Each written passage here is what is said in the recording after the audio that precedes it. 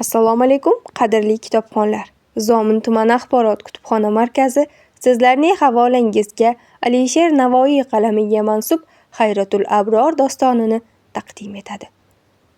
Xayratul Abror, yaxshilar xayrati. Alisher Navoiy tomonidan yozilgan Xamsa dostonlar turkumining birinchi asari bo'lib, 1483-yilda yozilgan.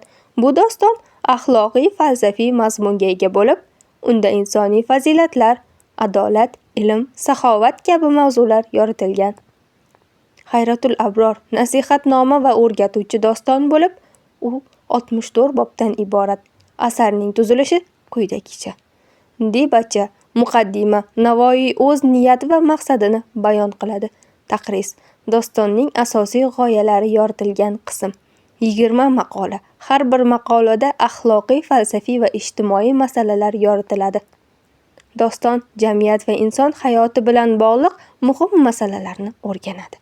Adolat va insonparvarlik, ilm va donishmandlik, mehnatsevarlik, xayr-ehson va saxovat, riyo va ikkiyuzlamachilikdan qochish. Maqolaning mazmuni har bir maqola bir hikoya yoki ibratli voqea orqali ochib beriladi. Xayratul Abror dostonida Navoiy insoniyatni ezgulikka, adolatga, ilmga, saxovatga chorlaydi. U faqat she'riy asar emas, balki ijtimoiy falsafiy ta'limot hamdir.